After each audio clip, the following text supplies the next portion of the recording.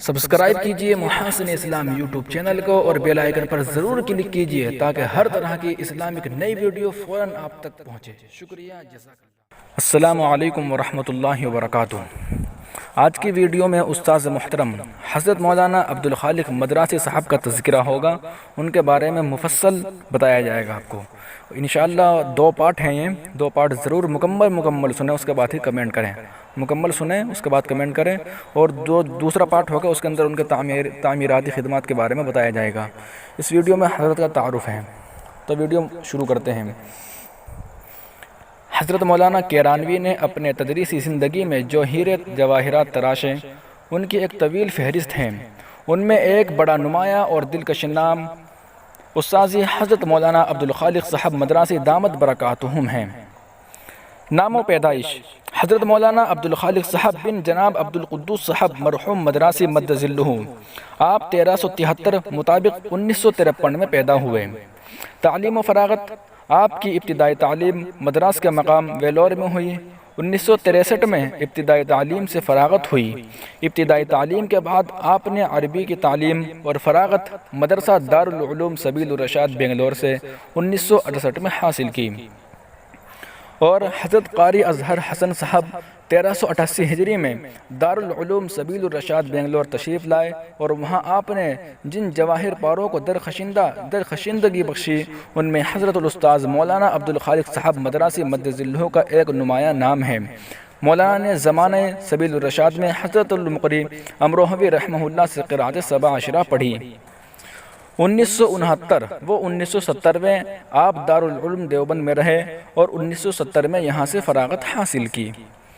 آپ جب دارالعلوم دیوبند میں تشریف لائے تو عربی ادب سے فطری لگاؤ کے باعث ادیب زماں حضرت مولانا وحید الزماں کیرانوی کی ذات ستودہ صفات سے قربت ہوئی، اور 1970 کے بعد 1974 تک حضرت کیرانوی کے پاس عربی ادب کی خوب مشق. حضرت مولانا کیرانوی نے خصوصی توجہ مبذول فرمائی اور آپ کی صلاحیتوں کو بطور خاص ادب عربی کے رخ سے جلا بخشی اور کندن بنایا۔ عربی رسالہ الداعی کی دیکھ ریکھ بھی آپ کے ذمہ ہوئی۔ مولانا مدراسی ادب عربی کے عنوان سے دارالعلوم دیوبند میں خوب متعارف ہوئے۔ آغاز تدریس دارالعلوم دیوبند۔ مدرسہ در حقیقت اسلام کا قلعہ ہوتا ہے۔ اسلام کی ہمہ جہتی محافظت کے لیے پاسبانی کا کام یہیں سے ہوتا ہے۔ مدارس کی اہمیت اور حیثیت پر کچھ زیادہ تحریر کی ضرورت نہیں۔ اسلام کی علمی و عملی پاسبانی کے لیے مکمل صلاحیتوں اور ضروری حد تک صالحیت لازمی ہوتی ہے۔ دارالعلوم دیوبند کا خاص طور پر یہ طرح امتیاز رہا کہ یہاں تدریسی و تعلیمی خدمات انجام دینے والے اساتذہ اور معلمین کامل و اکمل صلاحیت و صالحیت کے حال ہوتے رہے ہیں۔ حضرت الاستاذ مولانا مدراسی صاحب سلمہ و مد ظلہ نے تقریباً 6 سال تک اس آفاقی و عالمی حیثیت کے حامل ادارے میں وقت کی عبقری شخصیت وحید عصر حضرت مولانا وحید الزماں کیرانوی کی مشفقانہ تربیت میں رہ کر پروان چڑھے۔ فراغت کے بعد تدریسی خدمات کے لیے آغاز ہی میں حضرت مدراسی صاحب پر اگر نگاہ انتخاب پڑ گئی تو یہ باعث تعجب نہیں، کیونکہ مولانا مدراسی اپنی صلاحیت کے اعتبار سے بلا شبہ اس کے حقدار تھے۔ حضرت مولانا کیرانوی نے جس انداز پر مولانا مدراسی صاحب کو تراش خراش کر درخشندہ ستارہ بنایا تھا، اس کا تقاضا ہی یہی تھا کہ آپ کو بلا تاخیر دارالعلوم میں رکھ لیا جائے، اور حق بحق دار رسید کے تحت آپ کی تدریس کا آغاز مادر علمی ازہر ایشیا دارالعلوم دیوبند سے 1975 سے ہوا۔ 1975 مطابق 1395 سے مولانا نے تدریس کا آغاز دارالعلوم دیوبند سے فرمایا۔ منصب نیابت اہتمام: بعض مناصب ایسے ہوتے ہیں جن کے لیے سادہ لو شخصیت قطعاً مناسب نہیں ہوتی، مگر حضرت مولانا مدراسی صاحب اگر ایک طرف نیک سیدھی سادی طبیعت اور صاف مزاج ہیں تو دوسری طرف معاملہ فہم اور ذہین بھی ہیں۔ دارالعلوم دیوبند جیسے عظیم الشان ادارے کا یہ منصب اہتمام اور اس کی نیابت کے لیے ایک ذہین و فطین ہی شخص مناسب ہو سکتا ہے۔ 1999 عیسوی میں ارباب شورا کی دور اندیش نگاہوں نے اس اہم اور نازک منصب کے لیے برمحل انتخاب کر کے ایک صحیح فیصلہ کیا۔ مولانا بفضل خداوندی بحسن و خوبی عہد پر آہور ہیں۔ آپ کے زیر درس عربی ادب کے ساتھ دیگر اہم اور معیاری کتابیں بھی رہتی ہیں، مثلا دیوان متنبی، تاریخ الادب العربی، تفسیر جلالین، مشکوٰۃ شریف اور شمائل ترمذی۔ اگر یہ عرض کیا جائے کہ مولانا مدراسی صاحب مدذلہ اپنے حسن اخلاق اور مرنجان مرج طبیعت کے باعث تقریباً دارالعلوم دیوبند کی سب سے زیادہ محبوب شخصیت ہیں، تو یہ محض ذاتی تعلق اور حسن زن کی بنا پر مبالغہ نہ ہوگا۔ اہل شہر ہوں یا طلبہ، اساتذہ اور ملازمین مدرسہ، سب کے دلوں میں گھر کیے ہوئے ہیں۔ مزاج طبیعت: حضرت مولانا مدراسی اصلاً نہایت سادہ لو، صاف طبیعت اور محجوبانہ مزاج کے حامل ہیں۔ یہ مزاج و طبیعت دراصل جنوبی ہند کی دین ہے۔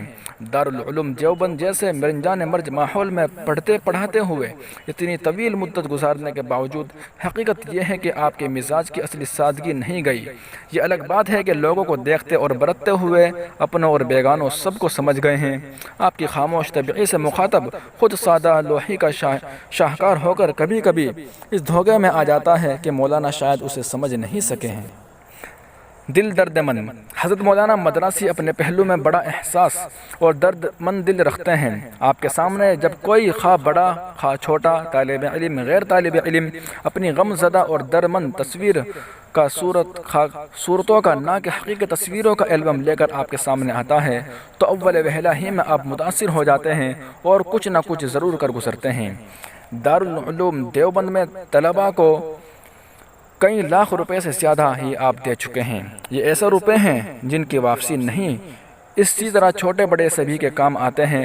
ایک خاصی تعداد تو ایسے طلباء کی بھی رہتی ہے جن کے کھانے آپ کی جانب سے کھلے ہیں اور ان کی خوراک کے پیسے آپ ادا کرتے ہیں۔ نرا علم کوئی معنی نہیں رکھتا۔ علم کے ساتھ عرفان و معرفت الہیہ بھی ہو، اور صرف عرفان سے بھی کام نہیں چلے گا، بلکہ اس سب کے ساتھ جب تک محبت الہیہ نہ ہو سب بے قدر ہو جاتی ہے۔